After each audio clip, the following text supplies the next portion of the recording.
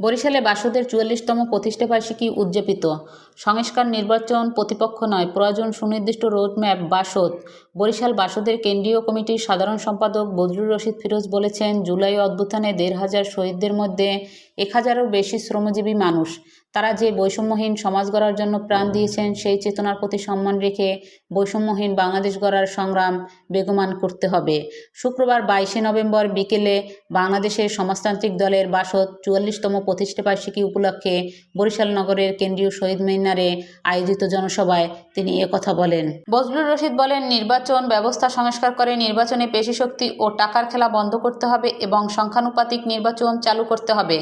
সংস্কার ও নির্বাচনকে প্রতিপক্ষ হিসেবে অনেকেই উপস্থাপন করেছে, কিন্তু বিষয়টি তা নয়।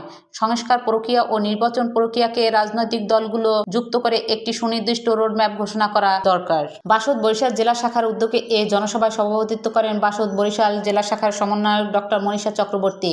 বাসদ বরিশাল জেলা শাখার সদস্য শহীদুল হাওলাদারের পরিচালনায় এতে আরও বক্তব্য দেন বাসদের কেন্দ্রীয় কমিটির সম্পাদক মণ্ডলীর সদস্য জনার্দন দত্ত নান্টু, বাসদ কেন্দ্রীয় বর্ধিত ফোরামের সদস্য ইমাম হোসেন খোকন।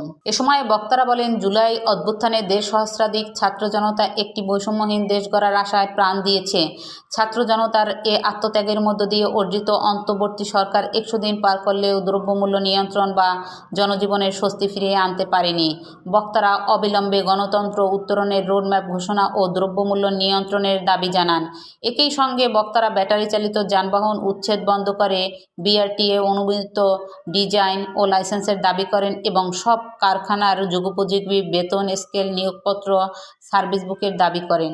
একই সঙ্গে বক্তারা ভোলার গ্যাস দক্ষিণাঞ্চলের উন্নয়ন ব্যবহার করার দাবি জানান। এদিকে জনসভার শুরুতেই একটি বর্ণাঢ্য র্যালি নগরীর গুরুত্বপূর্ণ শহর প্রদক্ষিণ করেন। মোহাম্মদ পারভেজ শিকদার, নিউজ ডেস্ক, বিজলি বার্তা।